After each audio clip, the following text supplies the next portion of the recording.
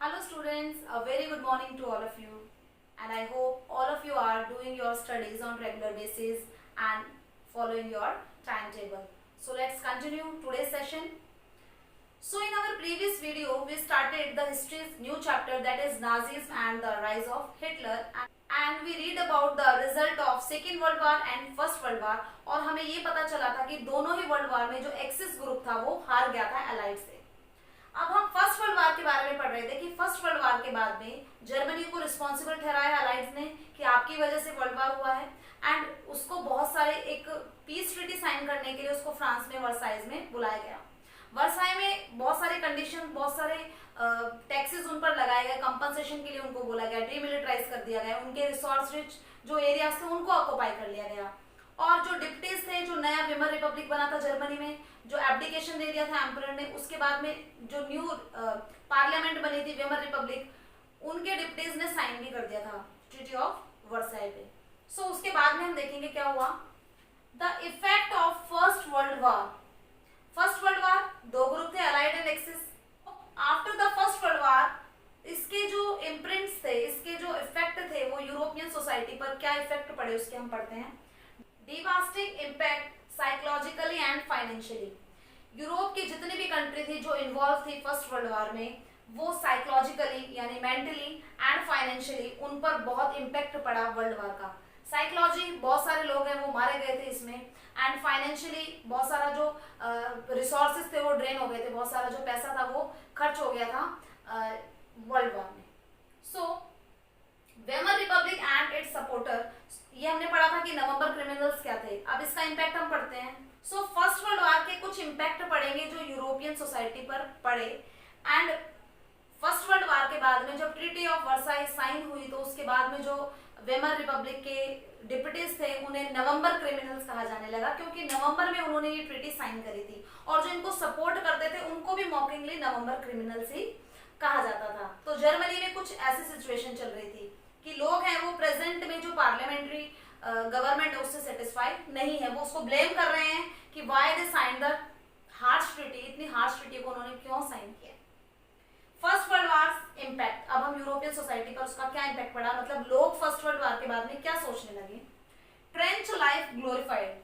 अब हर जगह पर जो ट्रेंच लाइफ थी उसको ग्लोरीफाई करके दिखाया जाता है। ट्रेंच लाइफ क्या होती है, सोल्जर्स होते हैं, अभी तो मॉडर्न टेक्निक है, बहुत सारे वेपन्स हैं, एयरक्राफ्ट्स हैं लड़ाई लड़ने के लिए, लेकिन उस टाइम पर इतना ज्यादा मॉडर्न टेक्निक्स नहीं थी, तो जो सोल्जर्स थे वो ट्रेंचेस बना करके, 2 फीट ट्रेंचेस, मतलब आपका ये लेवल है और ट्रेंचेस उन्होंने बना लिए, नीचे गड्ढे बना लिए, और उसमें वो खड़े होकर के यहाँ से या तो फायरिंग कर रहे हैं या नीचे छुप करके वो चाहे रेस्ट करना चाहे, चाहे थोड़ी देर के लिए खाना खाने के लिए, मतलब वो अपने आप को छुपाने के लिए जो ट्रेंचेस बनाते थे उनको ग्लोरीफाई करके दिखाया जाने लगा कि जो सोल्जर्स ट्रेंचेस में रह रहे हैं वो बहुत सेफ रहते हैं। एक्चुअली ऐसा नहीं होता था, बहुत सारे रेप्टाइल्स, पेस्ट, कीड़े मकोड़े, उनको काफी प्रॉब्लम्स होती थी, लेकिन ग्लोरीफाई करके दिखाया इसलिए जाने लगा क्योंकि फिर कभी भी अगर वार होगा तो लोग लड़ाई लड़ने नहीं जाएंगे। सो इसलिए ग्लोरीफाई करके दिखाया जाने लगा कि आप भी सोल्जर्स बनिए, आपके अंदर भी एक वो फीलिंग आए कि आपको अपनी कंट्री के लिए लड़ना है। सो ग्लोरीफाई करके दिखाया गया, मतलब यहाँ पर जो सोल्जर्स हैं उनका एक,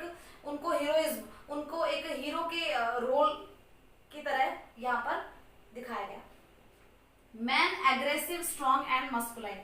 लोगों की ये मेंटालिटी हो गई कि जो मैन होते हैं उनको एग्रेसिव, जो एकदम से सडनली अटैक कर दे, जिसमें गुस्सा हो, एग्रेसिव होना चाहिए, स्ट्रॉन्ग होना चाहिए एंड मस्कुलाइन होना चाहिए। मस्कुलाइन हम जिसमें ग्रेट क्वालिटी होती है, वैसे हम जब जेंडर पढ़ते हैं तो ये मेल के लिए यूज किया जाता है। Okay, third one is national honour occupied centre stage in public. अब पब्लिक में एक सेंटर में एक चीज आ गई, लोगों के सेंटर में नेशनल ऑनर, देश का सम्मान। अगर हम जर्मनी की बात करें तो जर्मनी के लिए लोगों के अंदर भी ये एक थोड़ी फीलिंग आ गई थी कि हमारा जर्मनी को ही क्यों रिस्पॉन्सिबल ठहराया जा रहा है। मतलब अभी लोगों के लिए जो सेंटर था वो नेशन था, उनका, उनकी कंट्री थी, नेशन का ऑनर था कि किस तरह से उसको डिसग्रेस ना किया जाए। Democracy become a young and fragile idea. Democracy को माना गया ये यंग है, ज्यादा स्टेबल ये नहीं रह सकती है, फ्रेगल, बहुत जल्दी जो फ्रेगल मतलब बहुत जल्दी, ज्यादा टाइम तक जो ना टिक पाए, फ्रेगल मतलब जल्दी से खत्म होने वाला। तो डेमोक्रेसी के आइडिया को रिजेक्ट किया लोगों ने, मतलब डेमोक्रेटिक गवर्नमेंट एक रिलायबल गवर्नमेंट नहीं है, फर्स्ट वर्ल्ड वॉर के बाद ये माना लोगों ने। सपोर्ट फॉर कंजर्वेटिव व्यू, जो कंजर्वेटिव थे उनको लोग सपोर्ट करने लगे। कंजर्वेटिव कौन होते हैं? सपोज करिए किसी कंट्री में मोनार्की है और फिर वहां पर डेमोक्रेसी आ गई, तो कंजर्वेटिव है वो वापस से जो ट्रेडिशन चलता आ रहा है, किस टाइप की गवर्नमेंट है या जो जितने भी ट्रेडिशंस है वो एज इट इज फॉलो करने के जो सपोर्ट करते हैं उन्हें कंजर्वेटिव्स कहा जाता है। यानी कंजर्वेटिव्स डिमांड करने लगे कि पहले जिस टाइप की गवर्नमेंट थी, मोनार्की थी, तो उसी को रहने दिया जाए, एम्परर बनाया जाए, और लोग उनको सपोर्ट भी करने लगे। मतलब यहाँ पर हमने देखा कि फर्स्ट वर्ल्ड वॉर के बाद में लोगों ने डेमोक्रेसी को एक्सेप्ट नहीं किया। फर्स्ट वर्ल्ड वॉर का एक ग्रेट इम्पैक्ट पड़ा लोगों की लाइफ पर। सबसे पहले तो साइकोलॉजिकली वो इफेक्टेड हुए एंड फाइनेंशियली जो कंट्रीज हैं उनके जो रिसोर्सेज है, उनके जो पैसा था कंट्रीज का वो ड्रेन हो गया। कहाँ पर खर्च हो गया? वॉर में। वॉर में काफी पैसा लगता है। उसके बाद में हमने ये पढ़ा कि जो ट्रेंच लाइफ है या सोल्जर्स है या जो कंट्री है उनको ग्लोरीफाई करके दिखाया जाने लगा कि कंट्री के ऑनर के लिए आप कुछ भी करिए। A man should be aggressive, strong and masculine, ऐसा होना चाहिए एक मैन को। एंड सोल्जर्स की जो लाइफ है उनको एक अच्छी लाइफ दिखाया गया, जबकि ऐसा नहीं था एक्चुअल में। एंड डेमोक्रेसी के आइडिया को रिजेक्ट करा गया एंड किसको सपोर्ट किया गया? कंजर्वेटिज्म को। कंजर्वेटिज्म वो होते हैं जो पहले जैसा चल रहा है वैसा ही चाहते हैं, जो पुरानी जो बिलीव्स हैं वो चाहते हैं, वो स्टैब्लिश करना चाहते हैं, पुराने टाइप की जो गवर्नमेंट है उसको लेके आना चाहते हैं, जो पुराने ट्रेडिशन कल्चर बिलीव्स को वापस से स्टैब्लिश करना चाहते हैं, they are called the conservative. First world war का इम्पैक्ट है वो जर्मनी के पॉलिटिकल सिस्टम पर भी देखने को मिला। Political radicalism, what it is? Weimar Republic opposed by Spartacist League. Spartacist League क्या थी? स्पैराकिस्ट लीग एक अपना ऑर्गेनाइजेशन बनाया लोगों ने और इन्होंने कहा कि यहाँ पर सोवियत स्टाइल गवर्नमेंट होनी चाहिए।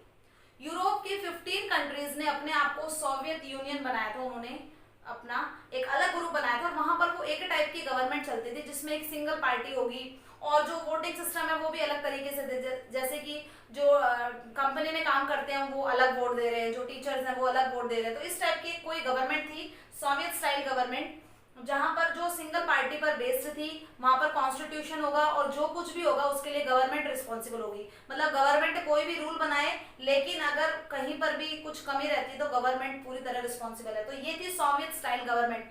तो ये जो स्पैराकिस्ट थे ये क्या चाहते थे? ये चाहते थे कि सोवियत स्टाइल की गवर्नमेंट बने। लेकिन यहाँ पर गवर्नमेंट किसकी थी? वेमर रिपब्लिक था। हमने पढ़ा था कि एम्परर के एब्डिकेशन के बाद में एक नई पार्लियामेंट्री गवर्नमेंट बनी थी जो क्या थी? क्या? Weimar Republic. So Weimar Republic ने स्पैराकिस्ट पार्टी है उसको अपोज करना स्टार्ट करा क्योंकि इनका आइडिया था ये डेमोक्रेटिक गवर्नमेंट बनाना चाहते थे। ओके, उसके बाद में क्लैश होने लगा, सोशलिस्ट ग्रुप बना एंड कम्युनिस्ट। कम्युनिस्ट ने कहा कि वर्कर्स के लिए ऐसी गवर्नमेंट बने जो वर्कर्स के लिए काम करे। सोशलिस्ट ने कहा कि सोसाइटी में जितने भी लोग हैं उनके लिए एक गवर्नमेंट बने, सोशलिज्म होना चाहिए। सो अलग अलग ग्रुप बनने लगे। मतलब एक तरह से हम कहेंगे कि पॉलिटिकल इंस्टेबिलिटी आने लगी। जो प्रेजेंट गवर्नमेंट थी वेमर रिपब्लिक, उस पर तो कोई विश्वास कर ही नहीं रहा था, उसको अपोज कर रहे थे, नए नए ग्रुप बन रहे थे इस उम्मीद से कि क्या पता हमारी गवर्नमेंट बन जाए। सो अब हम देखेंगे कि जर्मनी की इकोनॉमी पर वर्ल्ड वॉर का क्या इम्पैक्ट पड़ा और कैसे इकोनॉमिक क्राइसिस आया, आर्थिक मंदी आई जर्मनी में। सो जर्मनी एंड वॉर कंपनसेशन, आपने पढ़ा है कि जर्मनी को ट्रीटी ऑफ वर्साई में बोला गया था कि 6 मिलियन पाउंड है आपने पेमेंट करनी है। तो एक टाइम तक तो 2-4 साल तक तो जर्मनी है वो देता रहा, ये पेमेंट करता रहा, लेकिन उसके बाद में उसके पास में पैसा खत्म हो रहा था। तो 1923 में जर्मनी ने कहा कि अब मैं कंपनसेशन नहीं दे सकता हूँ क्योंकि मेरे पास पैसा बचा नहीं है। ओके, उसके बाद में जो फ्रांस थे उन्होंने अपनी आर्मी भेज दी और उन्होंने कहा कि वहां पर ना रूहुर रीजन है, एक रिवर है रूहुर, और उसके पास में जो रीजन है इंडस्ट्रियल एरिया है, आयरन एंड स्टील प्लांट है यहाँ पर और अच्छा प्रोडक्शन होता है यहाँ पर। तो इन्होंने कहा कि उस एरिया को ऑक्युपाई कर लो। तो वहां की आर्मी आ गई और उन्होंने रूहुर रीजन उसको ऑक्युपाई कर लिया। अब जर्मनी ने क्या करा? जर्मनी ने कहा कि ठीक है तुम ये रीजन ले लो, हम ऐसा करते हैं, हमारे देश में पैसा ही तो खत्म हो रहा है, पैसे को छापना स्टार्ट कर देते हैं। इन्होंने बिना कुछ सोचे समझे जो पेपर करेंसी है उसकी प्रिंटिंग स्टार्ट कर दी। आपके दिमाग में भी ये क्वेश्चन आता होगा कि अगर हमारी कंट्री में ये कहा जाता है कि गरीब है, लोग गरीब है, तो जो प्रिंट करके पैसे और उनको दे दो, हो जाएंगे अमीर? नहीं। एक क्राइटेरिया होता है, उस क्राइटेरिया से ज्यादा आप प्रिंटिंग नहीं कर सकते हैं। ये गवर्नमेंट के बजट में होता है, जो हमारे फाइनेंस मिनिस्टर्स हैं उनके पास में इस चीज का पूरा क्राइटेरिया है कि कैसे कितनी प्रिंट करनी है करेंसी और किस सिचुएशन में। जो आरबीआई है वो रिस्पॉन्सिबल है इस चीज के लिए, सेंट्रल गवर्नमेंट के पास में ये right. Okay, so come to the point कि जर्मनी में ने अगर पेपर करेंसी छापने स्टार्ट करी तो उसका क्या तो उससे क्या फर्क पड़ता है। देखिए, क्राइटेरिया से ज्यादा अगर आप करेंसी को प्रिंट करेंगे तो वहां पर आपको एक इन्फ्लेशन दिखाई देखने को मिलेगी, महंगाई बढ़ जाएगी बहुत ज्यादा। अगर सभी की पॉकेट में बहुत सारा पैसा है तो हम वो पैसा देकर के कोई भी चीज खरीद लेंगे, तो उसके लिए जो चीजें हैं उसकी भी कीमत बढ़ जाएगी। सबके पास में पैसा आ जाएगा तो फिर प्रॉफिट क्या होगा उसको। 100 रुपए का कोई सामान बेच रहा है और सभी के पास में 100 रुपए है तो उसको क्या प्रॉफिट होगा। सो उस चीज को वो 500 रुपए की कर देगा कि जो 500 रुपए देगा वो उस चीज को ले जाओ। अगर सभी के पास में पैसा आ गया तो ये कंडीशन होगी कि जो ज्यादा पैसा देगा उसको चीज सामान बेचा जाएगा। सो क्या होता है कि बिना सोचे समझे जर्मनी ने पैसा छापना स्टार्ट कर दिया। अब पैसे छापना स्टार्ट कर दिया तो महंगाई इतनी बढ़ गई कि जो मार्क था उनका, जर्मनी की करेंसी थी मार्क, मार्क की वैल्यू यूएस डॉलर के लिए मतलब बिल्कुल डिग्रेड हो गई, बिल्कुल नीचे चली गई। अगर हम ये कहें कि इंटरनेशनल डॉलर से हम कंपेयर करते हैं अपने रुपी को कि 72 रुपी है, 76 रुपी है डॉलर, सो ऐसे हम कहेंगे कि मार्क की वैल्यू कुछ भी नहीं बची। मतलब एक यूएस डॉलर और 25,000 मार्क, मतलब सपोज।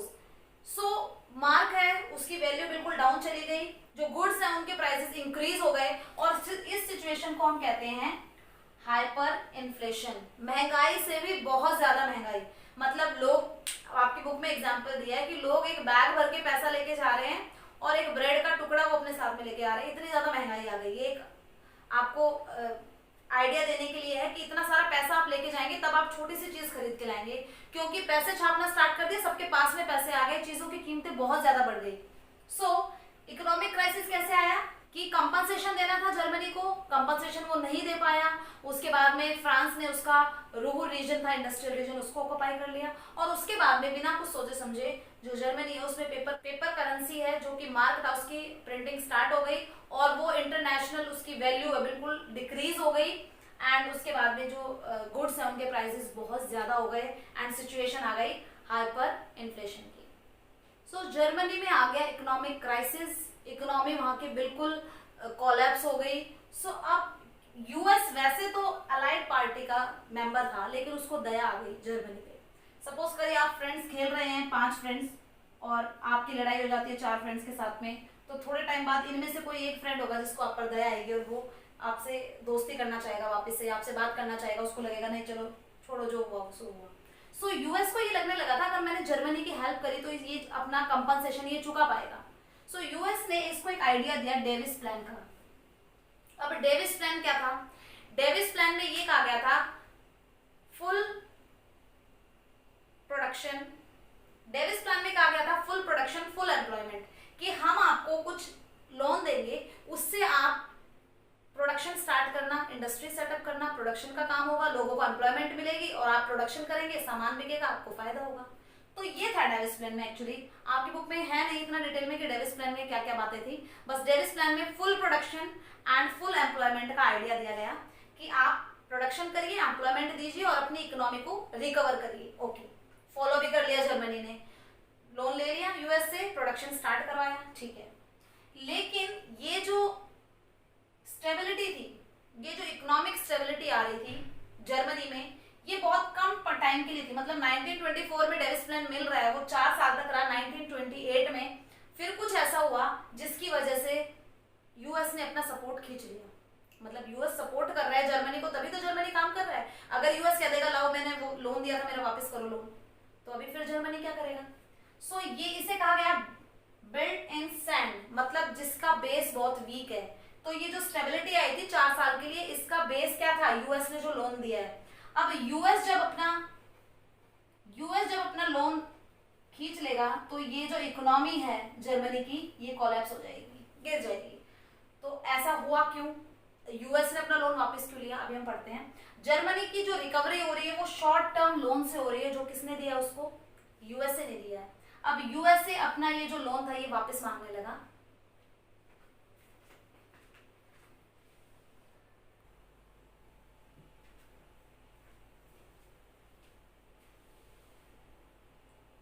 सो जर्मनी से वापस ले लिया यूएस ने अपना लोन। और ऐसा यूएस ने क्यों किया? क्योंकि यूएस में भी इकोनॉमिक क्राइसिस आने लगा था। किस तरह से?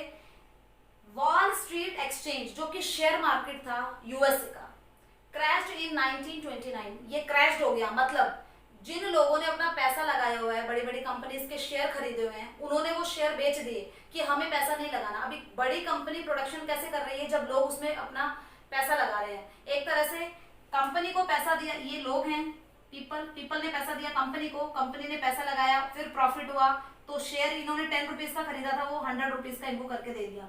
तो इस तरह से कंपनी भी प्रोडक्शन कर रही है, लोगों को भी फायदा हो रहा है।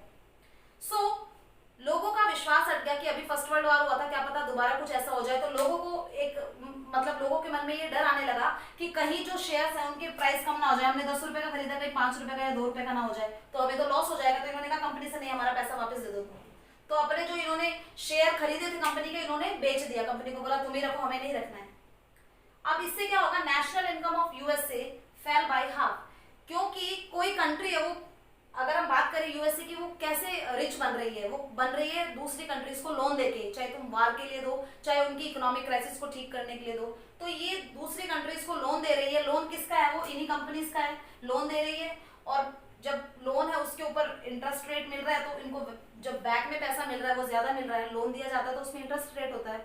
सो इनको पैसा वापस मिल रहा है, तो शेयर की कीमतें भी बढ़ रही हैं। लेकिन लोगों ने विश्वास हटा दिया, जो वॉल स्ट्रीट एक्सचेंज है वो कोलैप्स हो गया, लोगों ने अपने शेयर बेच दिए, कंपनी से अपना पैसा जो उन्होंने लगा रखा था वो हटा लिया। अब यूएस गवर्नमेंट की जो इकोनॉमी थी वो भी हिल गई, मतलब उनकी भी इनकम आधी हो गई, क्योंकि इनकम पैसा कैसे कमा रहे हैं वो? दूसरी कंट्रीज को लोन देके। अभी लोन कहां से देंगे? क्योंकि लोगों ने तो अपना पैसा, जो बड़े बड़े लोग थे, रिच लोग थे, उन्होंने तो सरकार से अपना पैसा वापस ले लिया कि हमें नहीं लगाना कंपनी में पैसा। सो अब यूएस की जो इनकम है वो आधी रह गई। And effect was felt world wide, और इसका इफेक्ट पूरे वर्ल्ड वाइड, मतलब पूरे वर्ल्ड में पड़ा, क्योंकि यूएस उस टाइम पर भी वर्ल्ड की सबसे पावरफुल इकोनॉमी हुआ करती थी। और ये पावरफुल इकोनॉमी यूं हुई थी कि यूरोपियन कंट्रीज तो फर्स्ट वर्ल्ड वॉर लड़ रही थी, 1914 में स्टार्ट हुआ था 1918 तक, और यूएस ने 1917 में इसमें पार्टिसिपेट किया था। तब तक यहाँ पर इंडस्ट्री सेटअप हो चुकी थी और काफी पैसा कमा चुकी थी। तो यहाँ पर जो रिच बन रही थी वो यूएस थी, और यूएस में ही अगर इकोनॉमिक क्राइसिस आ जाए तो आप समझ सकते हैं कि बाकी कंट्रीज का क्या होगा। तो यही हाल हुआ था जर्मनी का। अब जर्मनी से पैसा वापस ले लिया यूएस ने।